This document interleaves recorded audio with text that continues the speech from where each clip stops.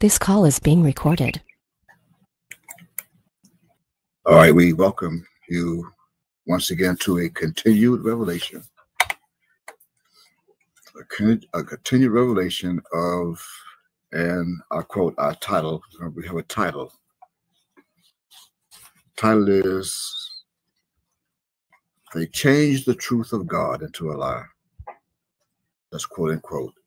They changed the truth of God into a lie. That's the title.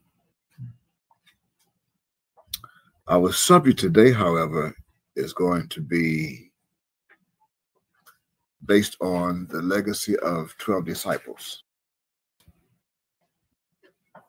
So-called 12 disciples that they said that Christ had back in the days over 2,024 years ago. That would be the subject. We have a title. Again, the title, "They Changed the Truth of God into a Lie." Continuation. The subject is the legacy of the 12 disciples, so-called. And the topic, should you prefer, the topic is both had disciples, John and his Christ. Both. That's the topic. So let us get started with this revelation today. And that's now being recorded. And is also, we're recording this for a purpose. We will not be able to repeat this. So again, the title, "They Changed the Truth of God into a Lie," that's being recorded. It's quoted from the King James Version Holy Bible, 1611 Holy Bible's book called Romans, and it's chapter 1 and verse 25. That's where our title comes from today. King James Version, 1611 Holy Bible edition, the book called Romans of the New Testament, in chapter 1 and verse 25. For the record, today's day and date is being observed by two different calendars today. Two different calendars. The first is the calendar that rules the universe. And the universe is being governed by the sun, the solar. The solar calendar, which is the 29th day of the third month.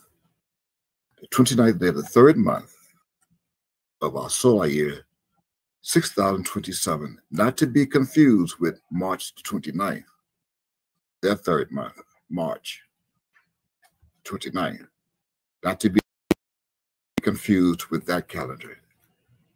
Again, this is the solar calendar of the Celestial Lodge, the third month, the 29th day of the month. That means at sundown today, that we're looking at right now on the east coast of the United States of America, where I'm sitting right now on the east coast of the state called Florida of the United States, in the city of the south of Florida that's called Miami. And that's where I am sitting right now. Again, as I repeated in numerous videos and testimonies before, there's a little small suburb of Miami that's known as Brownsville, in Miami-Dade County of Florida,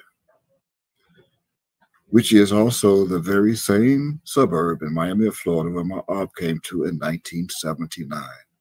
I am still here, and so is he. Spirit, still here. And he's also here celestially in a vessel that you cannot see. In a few moments, we're going to let you hear what he has to say about that, of how some think that he is dead. Cannot kill God. If God died, then life will also cease to exist. All life will stop immediately. All life, every living creature, everything that moves and crawls and breathes will stop if God died. Can you imagine? But here we are today. We're still here in Brownsville, where he came to in 1979. It was only known at the time as Moses, Israel. Yeah, I'm not moving until he moves me from this spot in Brownsville. Again, 29th day of the third month, our month.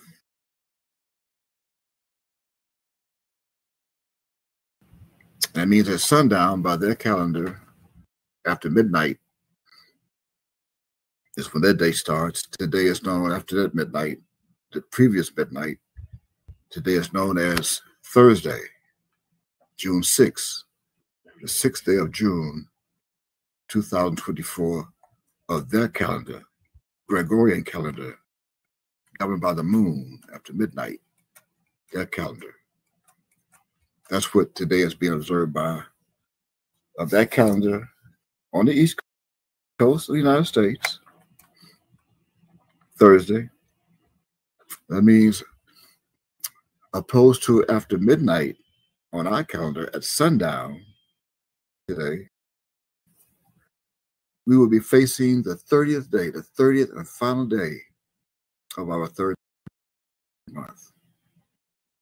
And then we'll go into tomorrow at sundown, we'll go into our fourth month, the first day. Also, as a reminder, we want to make an emphasis to you during this recording right now, during this benediction, that the Hebrew or solar calendar does not have 12 months. We do not have 12 months. It being, however, if we had 12 months, then our months will end, our year would end. That also means that we would come to an end. Now, the Gregorian calendar has 12 months, but our calendar does not have 12 months. We don't have months. We are from everlasting. We come from a zone of time that has no ending. What we do have, however, is a cycle. We have a recycle. We have a cycle. That's a circle. We have a cycle, which is a 360-degree circle, 360-degree circle. That means when we reach 359 days, then that circle connects together to become endless. In other words, the circle cannot even be broken. It's a cycle. It's a circle. We get to 360 and we start over again, and we go backwards. 359, 358, 357. We go backward and forward. Why? Because it's a circle. You can't see a beginning or an ending of the circle. So it doesn't matter. That means our life and our souls continue on through infinity. And that's how we got back here today, through that circle. You call it, NASA calls it a portal of a spaceship, UFO. And the doctors in medicine call it a womb of a woman. Come through a tunnel. We came through a tunnel. And that's what formed our bodies. Our souls are infinite. And if that was not so, then we would not exist. I mean, at the end of 365 days of your calendar, we would no longer exist. And that will reveal the mystery of how we don't age. And if you could look at me now, you see I'm not aging because I come through time. I come from everlasting. I'm the same celestial being that was known in the Bible as Methuselah. Same one, different appellation. And the reason why my Ab took that body away is because I started going against his dietary law. I started to eat red meat. I started eating red meats, and that body couldn't handle it. So he took me away. Said, start over again. So I came back. And next time I came back, I didn't eat no red meats. I'm not eating into any today. But my last visit here on this planet, that body could have also lived as long as my art wanted it to, but they decided to crucify it. They thought they killed it, but they did not. The secret is I was unconscious. I did not give up the ghost. If I gave up the ghost, I wouldn't be able to come back as the Holy Ghost. I would have given it up. So I came back as the Holy Ghost, as who I am, as your host. I'm also known in the Bible as Mika. Mika the Mirthite. And of course, I'm being commanded to do this, whether you want to accept it or not, whether you believe it or not. It doesn't matter to me what you believe or what you do not believe. It doesn't matter. You cannot stop prophecy from unfolding itself. No one can. And now prophecy is being fulfilled. No one can stop prophecy from unfolding itself. No one can stop what is about to happen from happening. No one can stop this world from ending. No one except my Father. And that's not his will. It is not his will to stop this world from ending. It is, however, his will to end this world. And it is going to happen soon, sooner than you may even imagine in your mind. This world is coming to its end. And as I was saying a few moments ago, I'm on the East Coast of the United States. And for the record, so you'll know when the world is going to end, although no man knows the day or hour that my Father will decide to do it. Of that day and hour knoweth no man. Why? Because my Father is not a man. Only my Father only, who's not a man. That's how he knows when it's going to end, because he's going to end it all. And I repeat, for those that may be just tuning in to this live broadcast, this is live. This is supposedly being recorded right now, but it's not guaranteed, using their instruments, that this is going to be continued to be recorded, especially if some particular words that comes out of my mouth, they may decide to cut it off, but they can't cut me off. They just control the instrument. They control the instrument. That's all they can do. I can still speak to those that are here with me. You don't know how many it is because you cannot see them. But they're also used as computers in the words of mouth that can give word to every living being on this planet if they want to. And you don't know how it can do it. It's strategic. It's war strategy. Anyway, this is a continued revelation of, and I quote once again, they changed the truth of God into a lie. That's now recorded and quoted from the King James Version Holy Bible's book called Romans in chapter 1 and verse 25. That's where you'll find that. This testimony continues from the previous video testimony of revelation that is titled, and I quote, "The Spirit of Truth is come." The Spirit of Truth is come, and that's come with a K, as in K-O-M-E. K-O-M-E. Why? Why K-O-M-E opposed to C-O-M-E as you know it? Well, because in Revelation chapter 21 and verse 1, it was promised that you could not stop prophecy from being fulfilled. It's too late. Even if you tried, even if it was late, you couldn't stop it. It was promised that in the last days, there would be no more C, S-E-A. No more C, S-E-A, which is a prophetical homophone. It is a prophetical homophone for the third English letter of their idiom that is known as C. C as in A, B, C. A, B, C. From left to right. A, B, C. So there's no more C. So we no longer spell our letters or words with C. There's no more C. we use either a K or an S. And that's why you will see celestial with an S. There's no C. And you will see come with a K. And that's why there's no C. And now with that reiteration, we very strongly suggest at this time that you grab hold to your study tools. You're going to join us today. Grab hold of your study tools, which consist of your King James Version Holy Bible. That's the most important. The 1611 Authorized Edition. King James Version Authorized Edition of your Holy Bible. Your Strong's Exhaustive Concordance.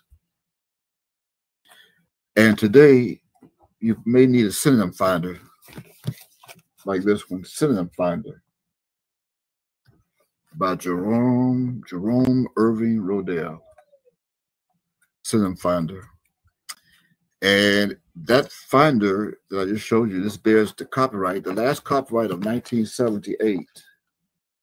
You need one of those study tools. You're going to find out why in a few moments. And we especially ask you to grab hold to something to write with. You know, grab your writing utensil, as we always ask you to do, an ink pen or pencil. Something to write with, and something to write on, a tablet. Take notes, please. Take plenty of notes. And again, you may be asking why. Why do I have to take so many notes? Every time this guy comes on, every time this bro comes on YouTube, I see his videos. He asks us to take notes. He say, take plenty of notes. Why dude asks us to do that? Well, because like the revelation, this revelation is going to require you to write. It's like in Revelation, you read it in a couple of verses, it says write. The book called Ezekiel, it says write. The book called Jeremiah, it says write. Write. And then when you write, then you study what you write. Study it. According to 2 Timothy chapter 2 and verse 15. Study. You should study. You need to study. Don't be so quick, or don't be satisfied to be willing to accept what mankind is telling you with their sermons of lies. See, change the truth of God into a lie. Don't let someone convince you into something that they're saying with their mouth, and you don't look it up and back it up with books, dictionaries, encyclopedias, the Bible. Write it down, study it, research it, see if it's true or if it's a lie. You have the right to rightly divide the word of truth. You have that right to rightly divide the word of truth from the word of lies. So write. And that would especially be unlike what you may not have done as you attended or still is attending sermons that are being hosted by religious false clergies that are only out to make themselves rich and wealthy off your hard-earned wages and salary. Robbers, thieves and robbers. Filthy men. Greedy dogs, according to Isaiah chapter 56, verses 10 and 11. They are greedy dogs that can never have enough. They are false shepherds. Especially by the only means that is provided to those false clergies of this world, by using Bible scriptures, the Bibles of this world, that has in their text message the two of the most infamous religious appellations that exist today that are known in the Bible as God and Lord. They use God and Lord appellations to make themselves rich. Or that's all you have to hear. You think they're telling you something that they've learned, that they know it all, as if God told them to tell you. God told me to tell you something. And a book called Jeremiah, chapter 23, say they ran, but he didn't send them. It's there. False prophets, they ran. I have not sent them. That's what God said. I haven't sent them. They cry peace, and there is no peace. As well as the world's most infamous, this is the world's most infamous name of the New Testament that these false clergies have used today to capture our people's minds and attention and their pocketbooks and wallets. The name known as, I quote in English, Jesus. Jesus in English, or Jesus in Greek, or Jesus Espanol, or Padre in Cuba. And unlike those lies, this testimony is being hosted by me, who have known the very same Bibles that they use, not read, they use it. They use the Bible. They don't read it. They don't study from it. They use it. They use it as a gun. The Bible has turned into a gun in churches, and you're being held up by gunpoint. You're being robbed by an armed robber who's robbing you with a Bible in the shape of a pistol or a gun, a shotgun. Give me all your money. They call it tithes. Come up here and bring your tithes. They're robbing you. Can you imagine? You don't even know it. And they even wear masks over their face. Don't you see some go to church now with a mask over their face? They call it COVID-19 pandemic. Put the mask right over their face, from the pulpit, from the bank teller window, and telling you to bring your deposit. Bring in your deposit. Anyway, unlike them, I'm Micah, which is named just as the book that they divided from the other 65 books of the King James Version Bible, Micah. Just like the book. Among the 65 of the King James Version Holy Bible, 1611 edition. And place that book, the book called Micah, place it right in the middle of all other books, right in the middle. That's number 33.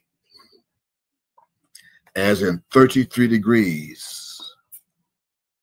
33 degrees, or 1 degree above freezing. 1 degree above freezing. Why? Why am I 1 degree above freezing? So that my celestial soul will remain warm and stay hot to resume my luminous light, just as the sun, S-U-N, does to the dead-minded souls of this world that are all now walking into total darkness. They're walking in total darkness of this planet and on this planet. So that's why I stay above freezing. They can never freeze me up. Anyway, my intent today during this revelation is with no doubt going to turn you into a student of John the Baptist. A student. And once we do that, then you will also become a disciple of the Christ. You need to figure that out. You will become a student of John the Baptist, and at the same time, a disciple of the Christ. And so much until when you become a student of John the Baptist, as well as a disciple of the Christ, then ye will also become erudite as a result of what is now in progress since our last testimony, and is now is motioned, esteemed, and celestial calculatory measure that is now in care of Judgment Day, quote unquote. And once that happens, once you become a student and a disciple of John the Baptist and of his Christ, then this also means that both you and ye will be handed a celestial guaranteed crown of life. And that goes out especially for ye, that will then qualify you to receive and be rewarded with your diploma. Your diploma. And that's spelled, I spell it from left to right. D-I-S-C-P-L-O-M-A. Diploma. Diploma. And you may be asking, what is that? What did he say? Diploma. I said diploma. What is that? Well, first, let's take a look and take you to how Micah became a student and a disciple of John and his Christ at the same time. How Micah became a student and a disciple and his Christ of John at the same time. So take a look at this video that was recorded way back in 1986 in the Temple of Love. That was also known as International Headquarters right here in Miami, Florida. From mid-1980, from the year mid-1980 to late 1990, thanks to the U.S. government. No thanks to the U.S. government. So we're going to play that video. I am going to ask someone here with me. So you don't know how many I have here with me. That'll be a mystery to you. And those who know how many there is, they're not going to say. Even if you run across some that say, they don't really even know. They don't know. So we're going to go to YouTube for a moment. And we're going to play that video, that time video of 1986. Will take notice through the work that I do. And I've lived and I'm living it. All that the word is, from Genesis through Revelations, I'm living it. Because I come in the volume of this book, all 66 of them. So you're speaking of both the New Testament and the Old Testament? Yes. And Revelations. And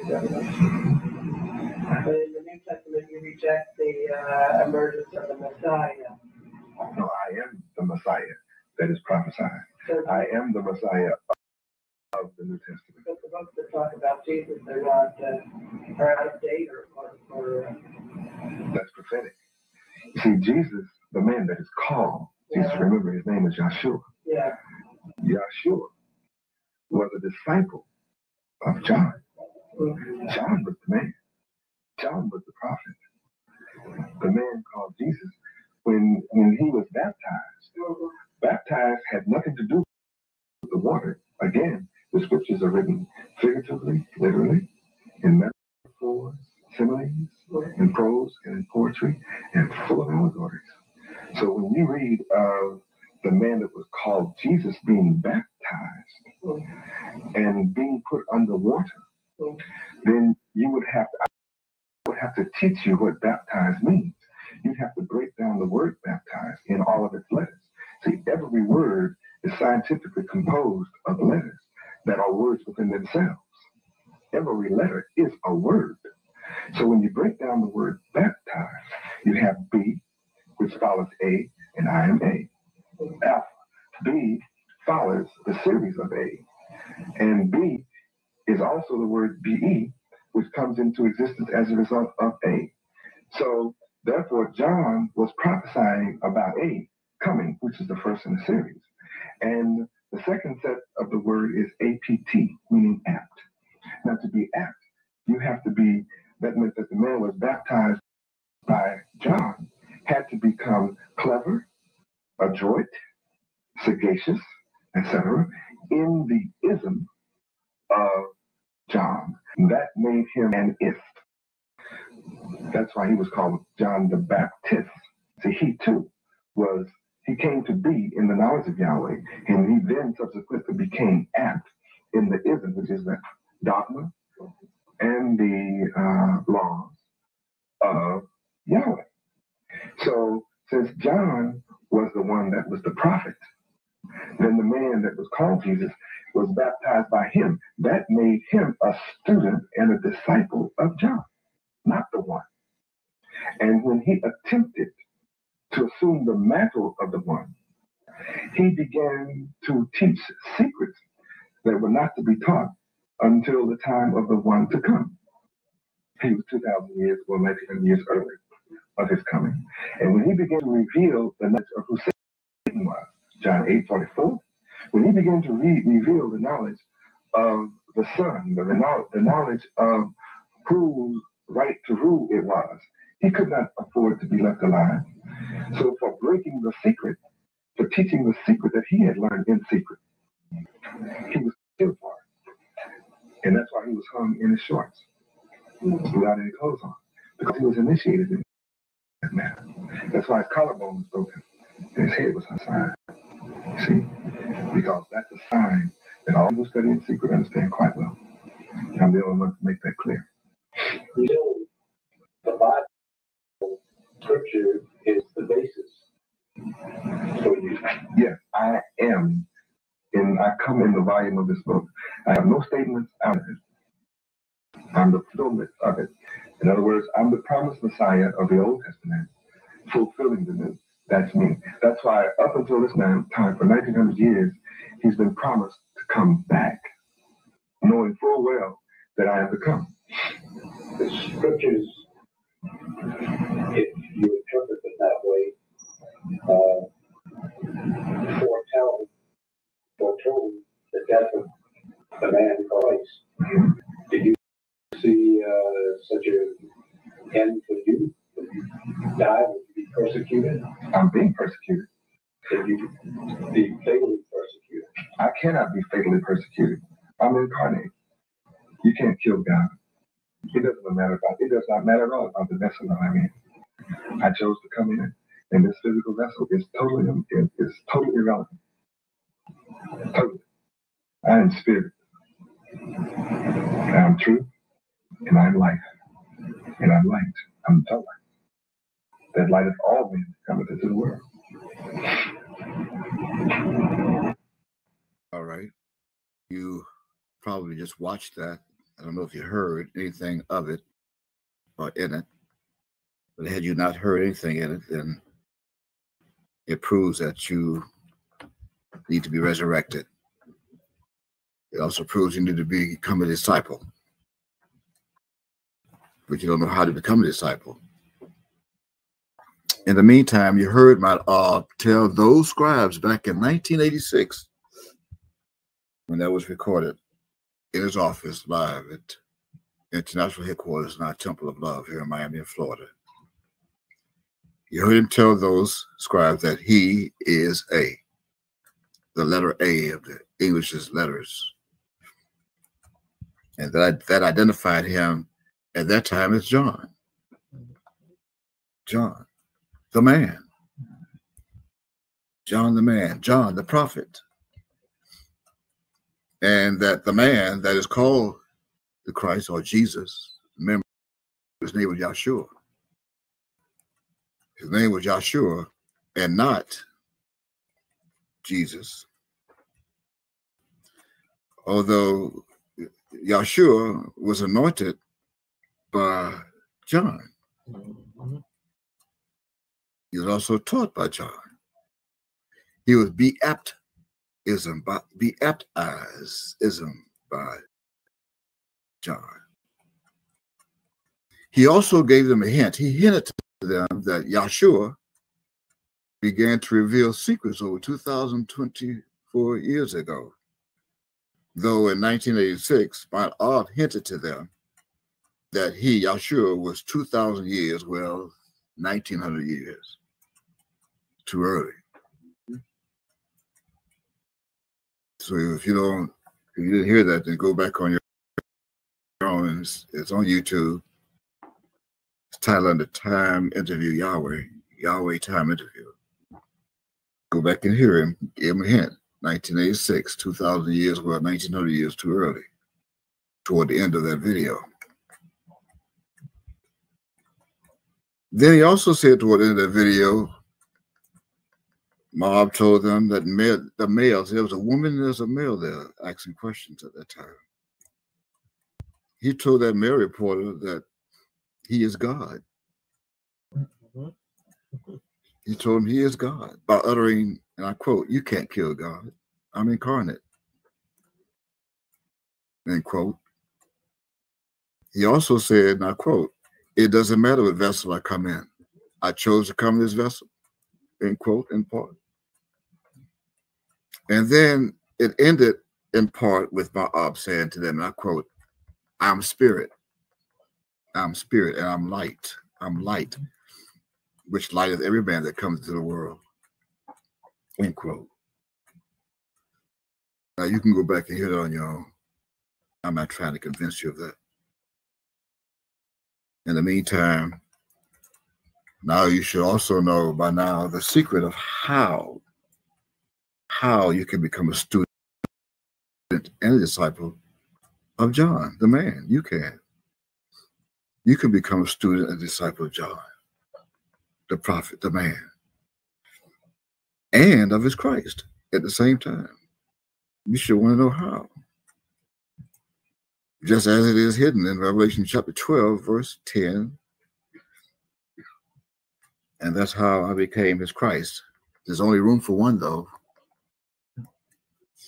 There's a lot of room for students and disciples, but there's only room for one Christ. Go to that. Go to Revelation for a moment. And I'm going to read that. Revelation chapter 12. And I'm going to read verse 10 as I quote. "And I heard a loud voice saying in heaven, now is come salvation and strength and the kingdom of our God and the power of his Christ." Do you see it now? Yeah. There are many gods. There are gods many and lords many. And there are Christs many today. Christ many.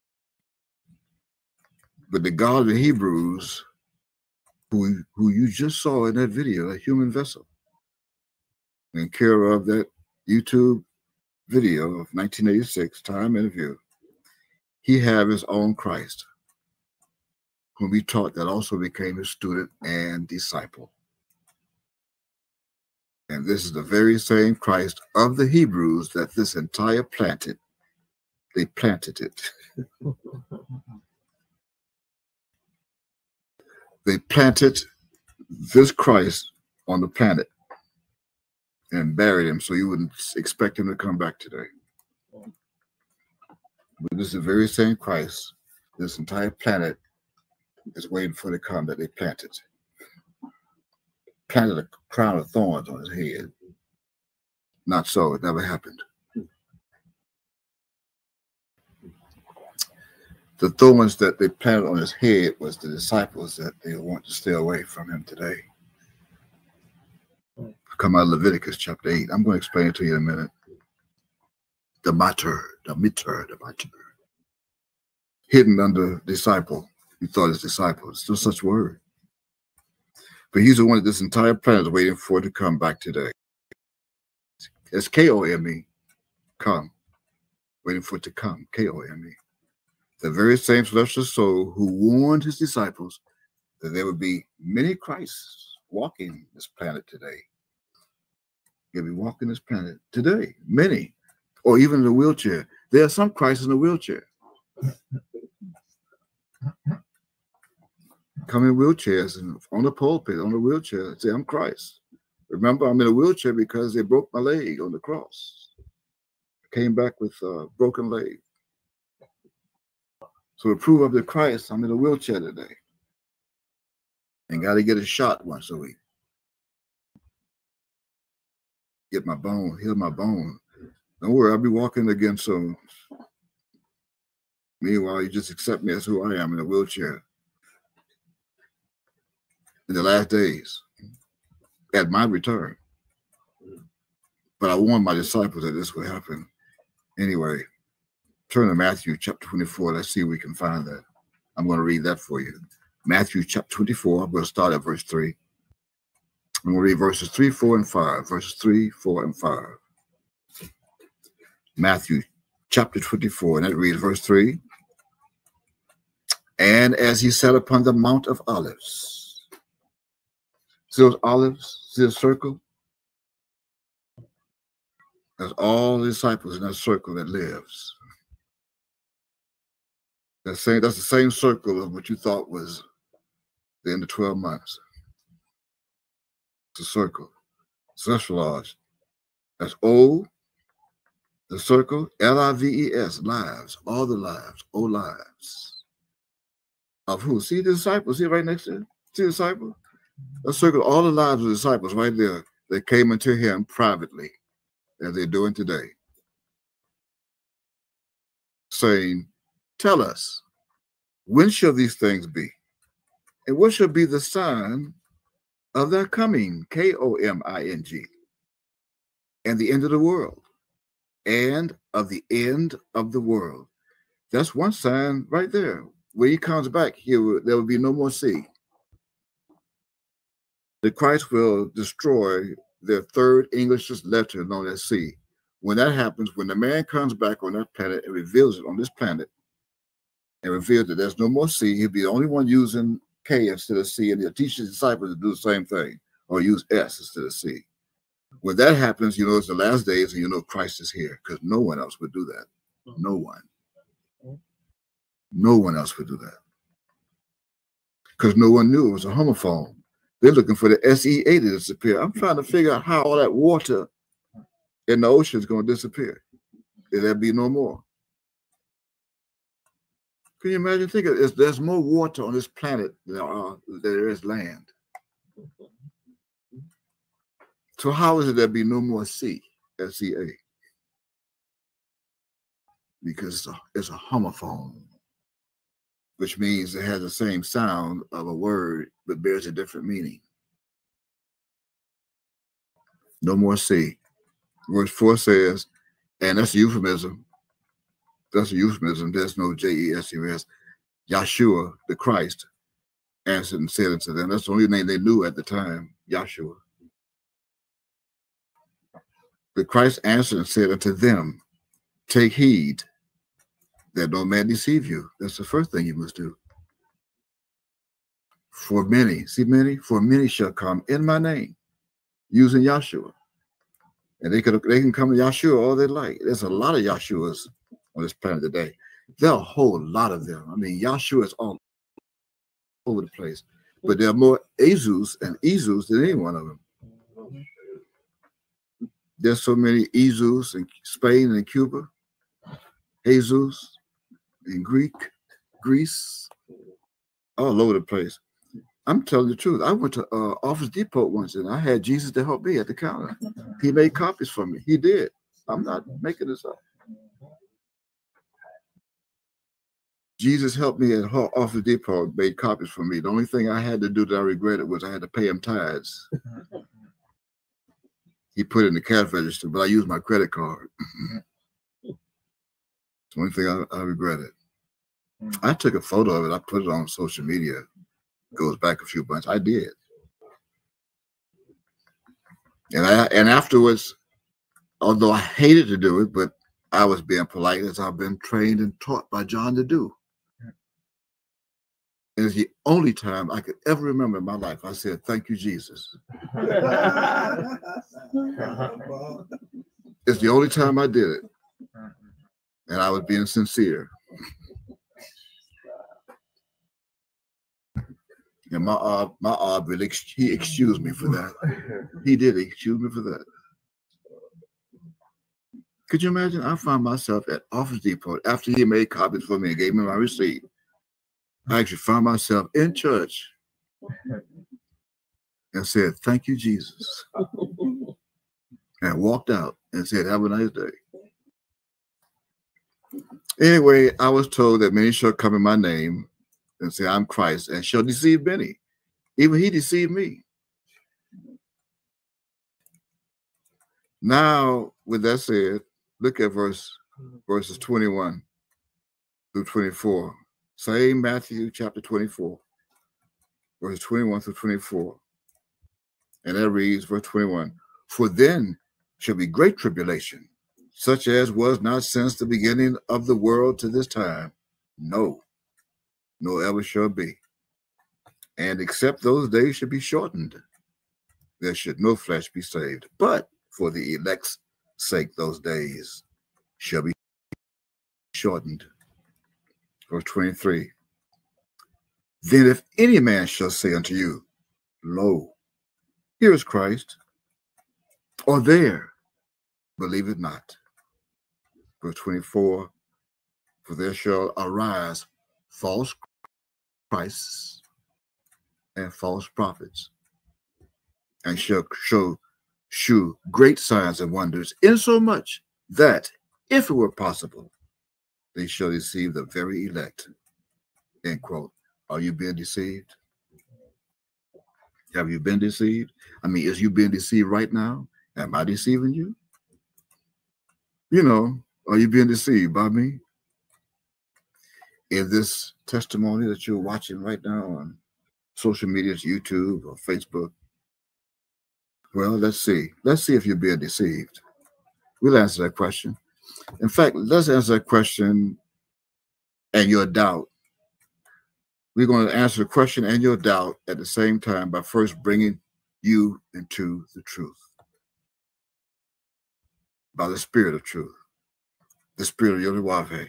See, we're going to bring you into the spirit of Yodewahe first. And that is by the spirit of his truth, his Christ. After being educated, you heard him say he's the spirit, he's spirit. Well, we're going to bring you by the spirit of truth after being educated for over 6,027 years by the lies of Satan and his devils. That's how long you've been educated, by lies. That means it's going to be more difficult for you to come to the truth than it would be for you to stay in the lies. It'll be easier for you to stay in lies than for you to come to the truth. The time exceeds. The time dominates. The time of the lies that you have on this planet, in this world for 6,027 years, dominates a little bit of time that you've been given the truth. So let's see what we can do of what Satan has done and his devils, particularly the past 2,025 years. Out of that 6,027, the past 2,025 years. So let us start with a question that Satan and his devils taught you. What question? Here's the question, which is, how many disciples did the Christ have? Go to your Bible, to their Bible, not your Bible, it's their Bible. Or go to one of the paintings that you'll find in Walmart or in church, in your grandmama's house, if she still has a house, or a nursing home or apartment. Go to a Catholic church, or missionary Baptist church, holiness church, whatever churches they have today. Go to Church's Chicken in a manager's office. Yeah, go to Church's Chicken in a manager's office. You know, you find one in there. Maybe a calendar on the desk. Look at the whiteboard sitting in the middle of 6 men on one side and 6 on the other side. Breaking a piece of thrifty made bread or homemade bread. You know, the wise owl bread or whatever. Look at that photo and count. Don't count the one in the middle. That's number 33. That's the third book. That represents the third book. Count the the ones on the left, the ones on the right. And see, count 33 on the left, 33 on the right, 34 on the right, or 32, 33 on the left, 32 on the right. That'd be 65, wouldn't it? One in the middle. How many disciples did the Christ have? Now, your answer should be 12. Right? Right. But that is a lie. That's a lie. Now look at Romans chapter 1. As I read that, and please read with us. Go to Romans chapter 1 in your New Testament. That's a book after the Acts. please read with us from verse 18. We're going to read from verse 18 to verse 25. And that reads, as I quote, verse 18, "For the wrath of God is revealed from heaven against all ungodliness and unrighteousness of men, who hold the truth in unrighteousness." Wow, verse 19, "Because that which may be known of God is manifest in them. For God has shewed it unto them. For the invisible things of him from the creation of the world are clearly seen, being understood by the things that are made, even his eternal power and Godhead, so that they are without excuse." Verse 21, why? "Because that when they knew God, they glorified him not as God, neither were thankful, but became vain in their imaginations, and their foolish heart was darkened." 22, "Professing themselves to be wise,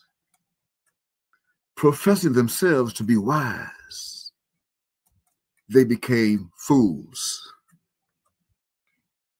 23, "And changed the glory of the uncorruptible God into an image made like unto corruptible man, and to birds, and four-footed beasts, and creeping things."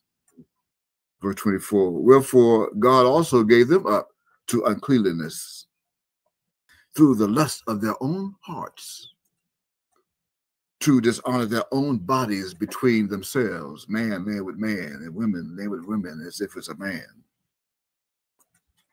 Verse 25, "Who changed the truth of God into a lie, and worshiped and served the creature more than the Creator, who is blessed forever." Period. Amen. Period. End quote. See, verse 25 proves that you were taught nothing but lies all of your lives by the men of Rome, and doing so by removing the truth of God of the Hebrews and replacing him with the God of the Greeks. And as your reward, for your reward, you receive one of the false religious diplomas. Or you receive one of their false religious diplomas, even as you walk down the aisles of their churches every Sunday, as if you were faithful to them. Or once a year, if you were not faithful. Like I think they call it Easter. And once in a lifetime, if you had no faith at all. To find faith, they call that a wedding. Same church. In the meantime, the Christ of Yahweh is here to guide you into all truth. And when you graduate from this University of Yahweh's theology, then you will be handed and rewarded. You will be handed and rewarded by a diploma. A diploma, and that is of a circular stone that is as hard as a metal plate that's placed over your head, a graduation of which is rewarded to ye after becoming erudite as a student and disciple of John the Baptist and of his Christ, Micah, that will then enable you to perform and look just as an angel looks in heaven with a halo over your head. That is then used by those of the celestial lodge to throw at Satan and all of his indelibly wicked and lying devils during their competitions and against their lies versus our debate of the truth, just as it was competed against during those ancient Greek days, back in the days, the same thing. As I'm now being reminded to tell you that That is what a diploma is. A diploma is. That's what a diploma is. You spelled it already. A diploma. What is a diploma? Needless to say, but I'm going to. My celestial soul just created this diploma. I just created it today, a diploma, which is a weapon that I'm using today to use in these last days in care of this war of the worlds. That's found in Revelation chapter 12 and verse 7. Michael, his angels are fighting against the wars of the world of Satan and his deadly wicked devils in verse 9, which is also a diploma of 90 degrees that would then enable you to stand at 90 degrees perpendicular to all four corners of the square of the earth, E-A-R-T-H. From left to right, right? From left to right, E-A-R-T-H. The four corners of E-A-R-T-H, which enrolls ye into the T-H, true holiness, T-H, true holiness of the earth. Again, spelled from left to right, E-A-R-T-H.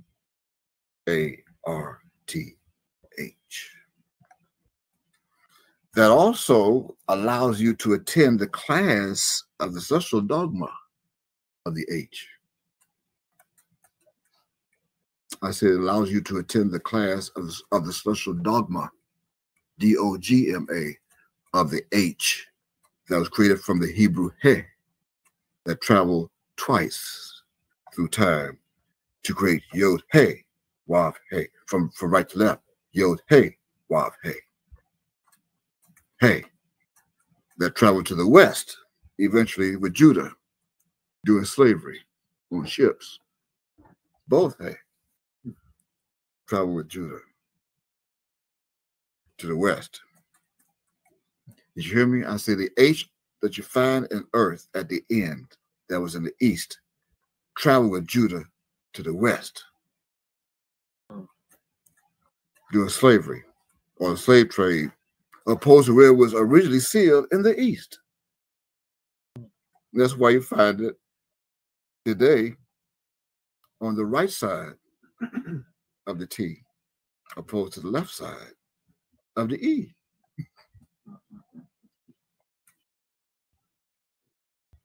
See, if you find it, it was originally sealed in the east where the heart of Judah was and where it was left. All of the love that Judah had is now was left in the east. And that's why it reads in Matthew 24 that the love of many will wax cold, because Judah has no heart today. They were left over in the H in the east.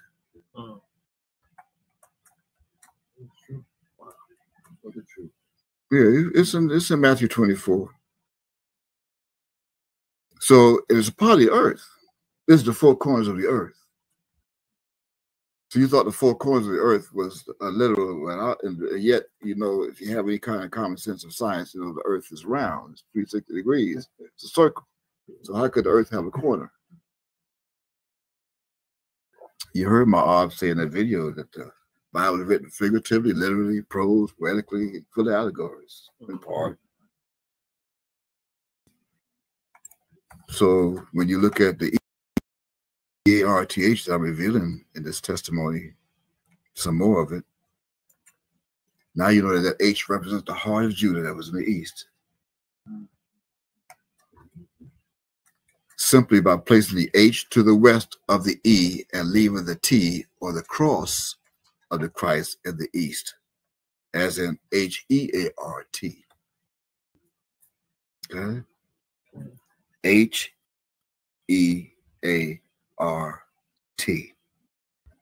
Not a T. It's over in the east. We was left in the east. Although the Christ was actually crucified on a tree, but that cross represents the what Satan has done, walking up and down the earth, to and fro in it, that they wear around their necks now in the Vatican, the Pope's cross. So Christ is in the East, as in H-E-R-T, where you would then find your ear, E-A-R, ear, E-A-R, ear, that sits between them both, and that is between the H and the T. It does. Your ear, E-A-R, sits between the H and the T. Hell and the truth. And the T that now stands for the truth, and the H now stands for hell. You caught between a rock and a hard place of the PLE. You don't know what the PLE is yet. I mean, you're not standing by yourself. You need someone to stand with you or stand up for you. You need in the last days for Michael to stand for you. The great prince who's standing for the children of our people, who's not standing for you, is as the truth, is now standing by itself, leaving the H in the west or the left side of your ear. E-A-R, that will then enable you at graduation to hear, H-E-A-R. H-E-A-R. Same letters. I had not added another word, a letter with E-A-R-T-H. I mean, the same letters. They're right there, the four corners of the earth. So when that happens, when that H stands on the left side of the E, opposed to on the right side of the T, you should be able to hear H-E-A-R, the very first word of Micah chapter 1, verse 2, hear. And when that happens, then and only then, when ye are called by mine art, by him asking, I quote, where art thou? A-R-T, where art thou? As an A-R-T. What's the A-R-T? Well, that's when the H and the E is missing. He is missing. H-E-A-R-T.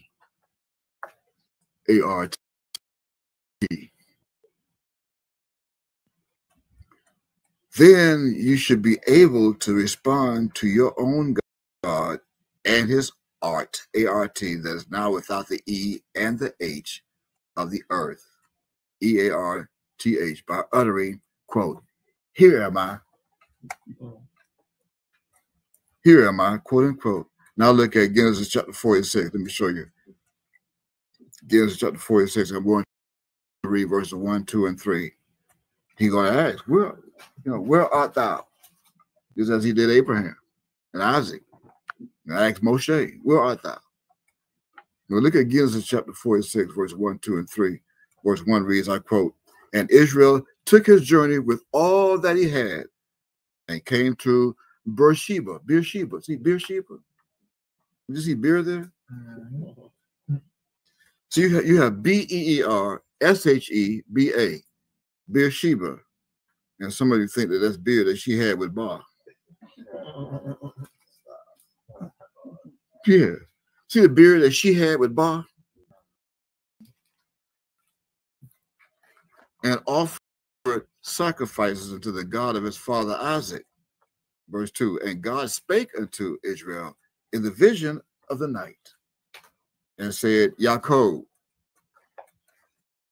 Yaakov. And he said, here am I. And he said, I am God, the God of thy father. Fear not to go down into Egypt, for I will there make of thee a great nation. End quote, in the verse 3. This is a new covenant, which is the same as the four corners of the earth. Now, with that said, Let us make an extreme emphasis to you at this time, time, to reveal to you the lie of the 12 so-called disciples of the Christ. In other words, 12 does not exist. There never was 12. There never was. Go with me now go with us. We're going to go to Matthew chapter 10. In fact, go with Micah, because this is where you're going to find Micah. Matthew chapter 10. And I quote verse 1. And when he had called unto him his 12 disciples, he gave them power against unclean spirits, to cast them out, and to heal all manner of sickness and all manner of disease. Now, right away, you should have known something's wrong with that.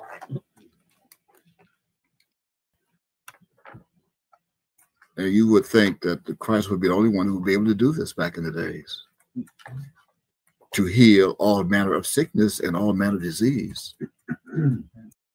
Although verse 2 says, now the names of the 12 apostles, well, I thought we were into the disciples. How do we get to the apostles? The name of the 12 apostles that you'll find in the New Testament after the book called Romans.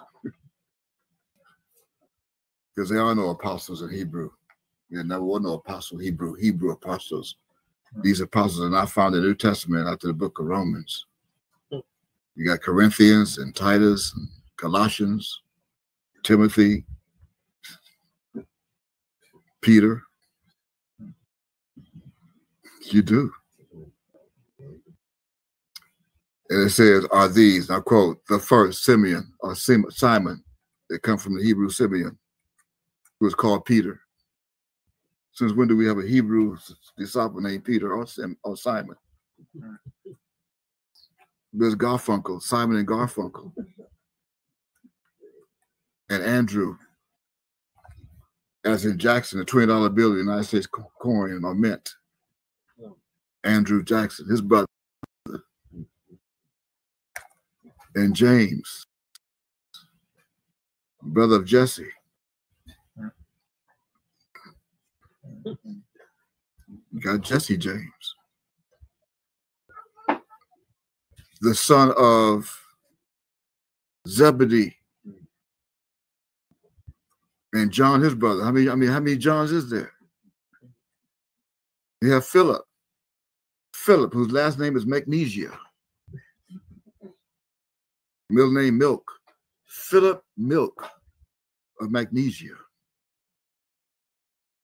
You have someone who hung out at the bar, Bartholomew. Who's that? What about, who is Thomas?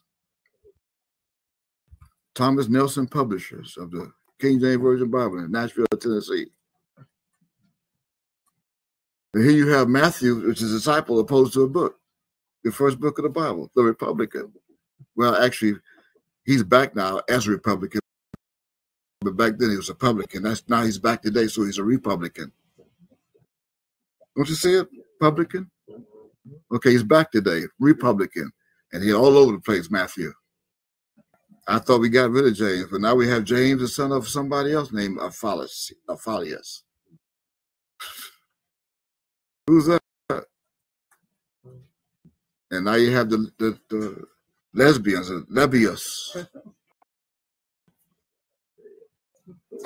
Lebbeus. So, who are these? The Hebrew? Whose surname was Thaddeus. With Thaddeus. Where's Thaddeus? Now, so now we got Simon now who can, here's Simon, another Simon, who can also have a night. Simon in the night, he can do it at night. Simon can do it at night. A can night.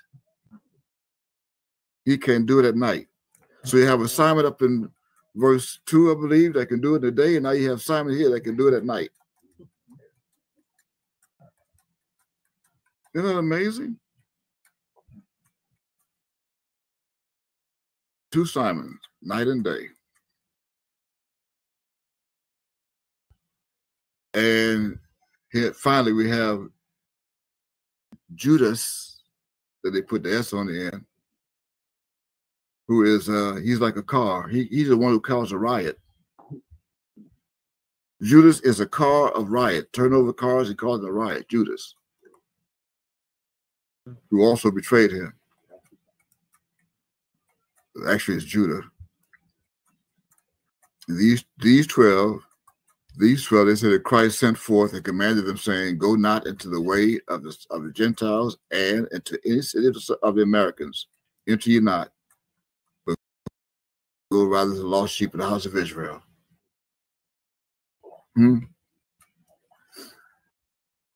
And back then, there were no tribes lost. And little did you know, all 12 of these names represents our appellations of the sons of Jacob. That's why you have Israel right there in that verse. That represents appellations and sons. These appellations of the Christ and the sons of Jacob. Go to Genesis now for a moment, chapter 49.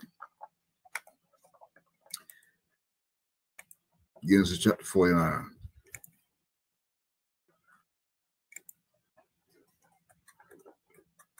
And as we do, Genesis chapter 49. When you look at verses 1 and 2, it tells you that Israel have 12 sons to gather yourselves together. Each one of these sons, by the names that will be preserved for the last days, each one of the names has a meaning for today. And when you look at verse 28, take a look at verse 28.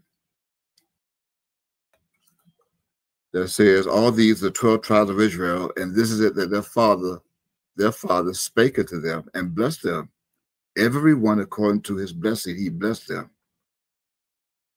But now look at verse 29 of Genesis chapter 49, and look at the word charged. And he charged them and said to them, "I am to be gathered to my people. Bury me with my fathers in the cave that is in the field of Ephron the Hittite." Now you must look at the word charged. And when you look at that word charged in Hebrew, it takes you, it's printed 51 times in the Bible. The first print is found in Genesis chapter 26. Genesis chapter 26, verse 11. That's the first place where you find it. And when you do, when you look at that Hebrew word, it's going to take you to a instruction, instruct. It'll take you to an allegory. That means what? This means that there's no such thing as disciple. No such word as disciple. The word in Hebrew or in Greek for 12 does not exist. There is no word in Hebrew. In other words, there is no word in Greek or Hebrew that will identify the numeric known as 12. I encourage you to study that. When you do, you discover that it's going to take you back. In Greek, it takes you back to 10. And when you go to the New Testament, you look up, you go to your concordance, you put 12, TWELVE, in your search box. It's going to take you to the Old Testament and the New Testament. When you go to the Old Testament, it's going to take you to a meaning of 10. And when you go to the New Testament, it's going to take you to 10, period. The word 12. There is none. There. So since there's no number in either Hebrew or Greek in the Bible, then how could there have been 12 disciples? If there's no word to be translated transliterated to read 12. The English put that 12 there as in print to lie to you, to make you think that there were 12 disciples. When the truth is, here's the truth. The truth is, knowing now that the word 12 is nowhere found written in the Bible in Hebrew or Greek. It could have been written. They printed 12, but it couldn't be written by no scribes in Hebrew or Greek to bring about 12. So the truth is, disciple is the word disciple. We're disciple now, from left to right. D-I-S-C-I-P-L-E, disciple.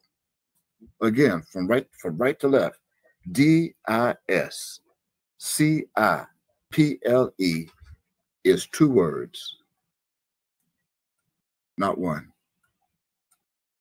It's consistent and conjoined as 2 words, a prefix and a suffix.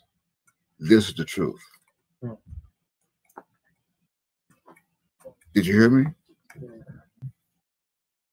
A prefix and a suffix, disciple. This means that the prefix is known as disi. Disi. You got it? Disi. Disi.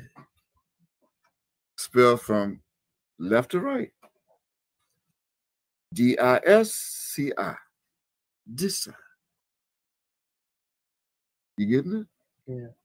Disi. Spelled from left to right. D-I-S-C-I.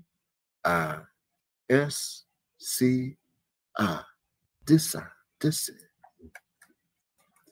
And this word, this prefix is a prefix. It means a circular stone or plate used in throwing competitions by the ancient Greeks. I repeat, that's what this word means. Disi. Disi. It means a circular stone or plate used in throwing competitions by the ancient Greeks. You also know it as a disc. Reference, the truth. Here's a reference. You can find it on your own. collinsdictionary.com. The collinsdictionary.com. Computer software. Disi. That's how it is spelled in Greek. That's how you pronounce it in Greek. Disi. That's the prefix. Now the suffix is left with what? P-L-E. P-L-E. 3 letters in English. You put that together with in the end of disi, you have disciple. Disciple. However, this P-L-E, it represents 1 word for each of those 3 letters. You got it? Each letter represents a word. Remember? Each letter is a word, and words are scientifically composed of letters. This means that the PLE suffix, that follows the prefix, which is what? A circular stone or plate that was used in throwing competitions by the ancient Greeks. You got to follow this now. Let me do that again, because if this is not recorded, if you don't get this recording, at least you can follow this. But if so, you can rewind it. But I'm going to repeat it again. I said that these 3 letters, PLE, are each 1 word. And each letter is scientifically creating another word, 1 word each. So this means that the PLE suffix that follows a circular stone or plate that was used in throwing competitions by ancient Greek, that was followed by the PLE, stood for their personal learning environment. You got it? It is the P, personal, L, learning, E, environment. That is a concept in education that refers to the learning space that was created by an individual to support their personal and professional growth.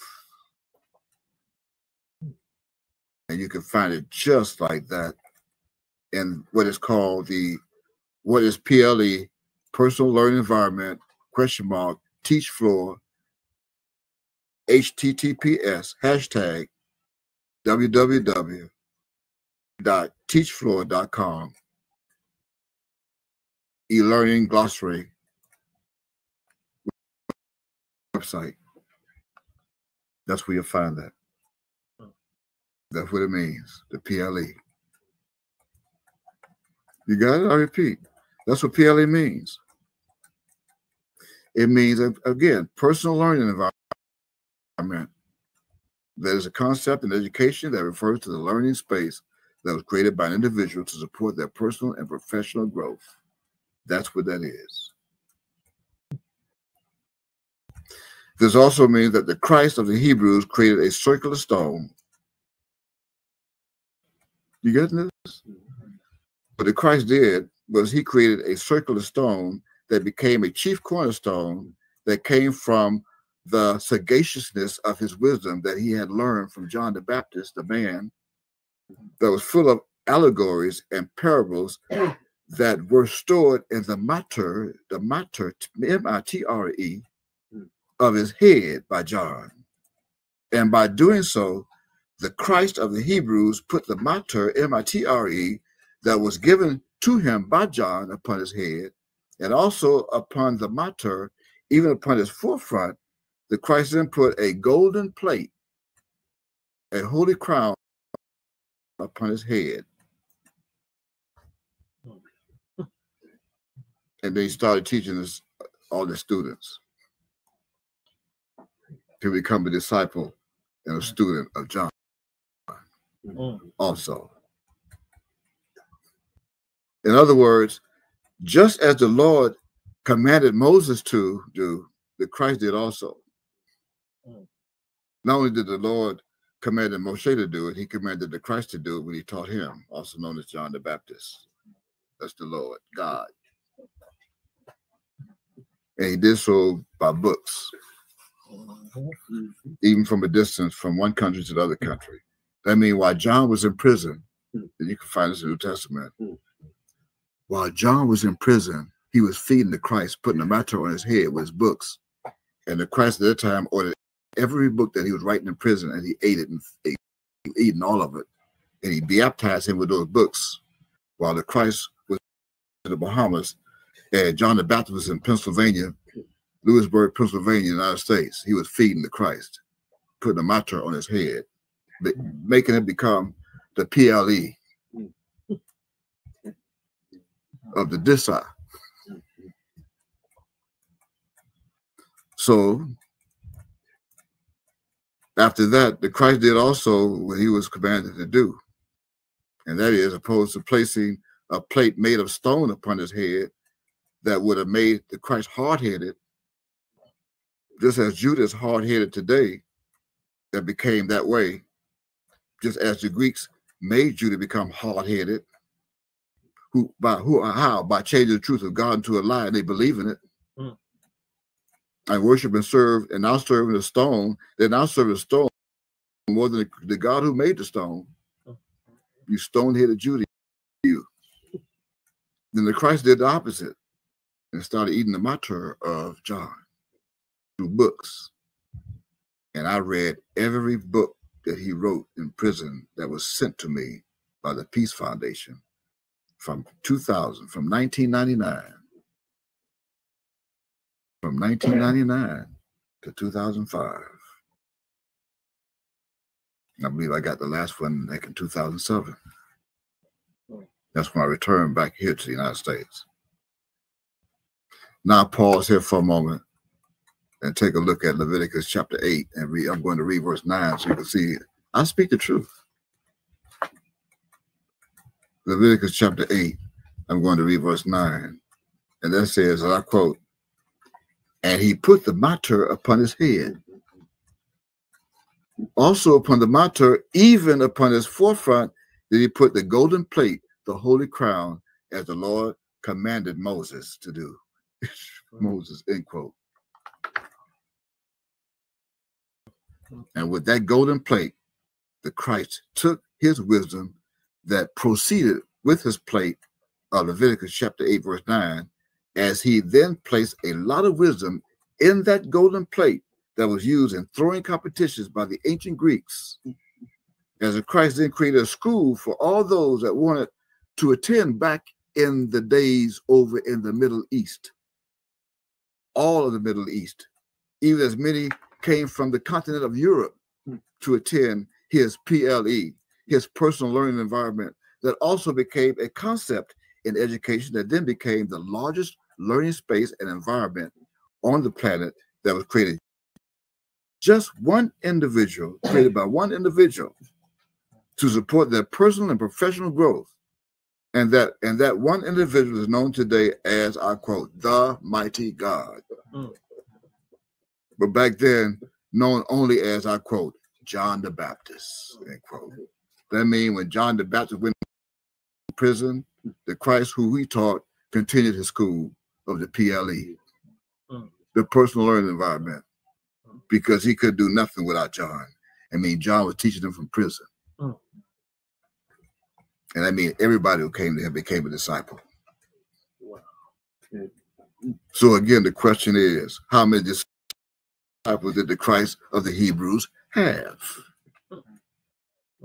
The answer is, quote, all that qualified and stood at and sat in the attendance of his learning environment, his learned academy of fine arts, ARTS. So what were the qualifications? See, that's the mystery of the 12. What were the qualifications? It wasn't 12 disciples. It was 12 qualifications. Wow. 12 qualifications. And was there an intuition fee? Yes, there was an intuition fee. That's the first one. The first of the 12, which is the charge. I just read it to you. The first was a charge. The second one was the disciple itself. That comes from its root word, which is known as discipline. You can look these up. I'm not going to do it for you. I'm giving you the 12. Again, the first is the charge. The second is the disciple. They came from the third, the root, discipline. And you also have number 4, instruct. All in the Bible. The fifth is instructed with the ED of education on the end. Suffix ED. Instruct and instructed. And you find these words in your concordance in the search box, you'll see where it's going to take you. It's going to lead you right back to apostles and disciples. The sixth was instruction that you find in Proverbs, like chapter 1, verses 1 through 3. Turn to that for a moment. Let me show you. Proverbs chapter 1. Well, you can go to it for the sake of our schedule. Make a note of it. Proverbs chapter 1, verses 1 through 3, you'll find instruction there. Proverbs, what? A wisdom.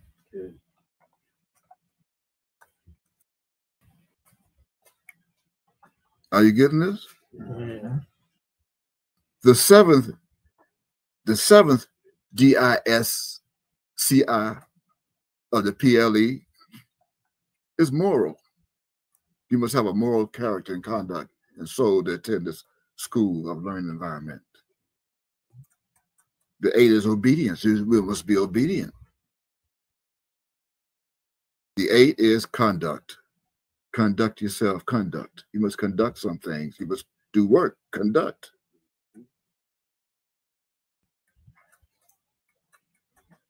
The 10th is willing. You must be willing to learn. That's found in Genesis chapter 24, verse 5, willing. As well as Deuteronomy chapter 32, verses 1 through 5. You must publish and be willing to publish the name of the Lord, publish the works, publish. In fact, that reads, Deuteronomy chapter 32, verse 1 through 5, it reads, And I quote, give ear. See the ear? Give ear. How are you going to have the ear without the earth? That's about the TH. O ye heavens. Do you hear what I'm reading? You see what I'm reading? I hear what I'm reading? Give ear, O ye heavens. This say anything of earth. Heavens. Why? Because you have the plate over your head, the mind. And I will speak. And hear, O earth, the words of my mouth. My doctrine shall drop as the rain. My speech shall distill as the dew, as the small rain upon the tender herb, and as the showers upon the grass. Verse 3, because I will publish the name of the Lord. Ascribe you greatness unto our God. Verse 4, he is the rock of the plate, the stone. His work is perfect, for all his ways are judgment. A God of truth, not lies, and without iniquity. Just and right is he. Verse 5, they have corrupted themselves. See? They have corrupted themselves. Their spot is not the spot of his children. They are a perverse and crooked generation. End quote. Number 11 of the DISCI of the PLE is promptness. You must not be late. You must be on schedule. You must be on schedule to become a part of this celestial academy. And finally, number 12 is you must be consistent. Consistent. And your reference scripture for that would be Colossians chapter 1, verse 17. There are your 12 DISCIPLES. How many? Everyone that attends becomes a DISCIPLES of the Christ who takes them back to John the Baptist to be baptized by the ism of the ift. And in conclusion, when you accept these terms with the Christ of your life, just as those that were with John back in the early 80s, in the 80s, the 1980s, when you accept the terms of the Christ as they did with John, his terms, which are the very same terms, by the way, and became his disciples, then you too will become mine disciples like John's.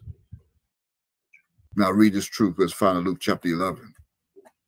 As I read verses 1 through 4 and see this truth along with us for yourself.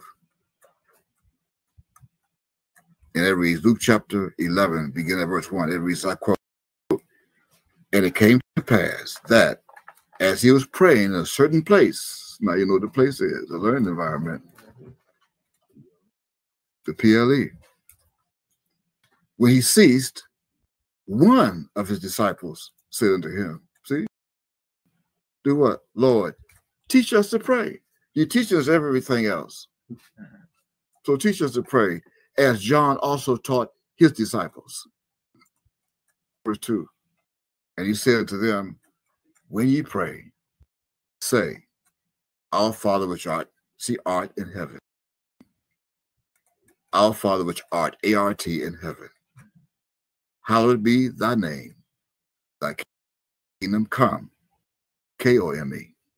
Thy will be done, as in heaven, so in earth, E-A-R-T-H. Give us day by day our daily bread. Verse 4, and forgive us our sins, for we also forgive every one that is indebted to us. And lead us not into temptation, but deliver us from evil of the devil, who changed the truth of God into a lie. Praise Yahweh. With that said, I say Todah in Hebrew, Todah. Thank you for your attention on this very important matter of revelation. and for your attendance in this PLE. Praise Yahweh. Praise Yahweh. So with that, I say shalom. Until next time. Shalom.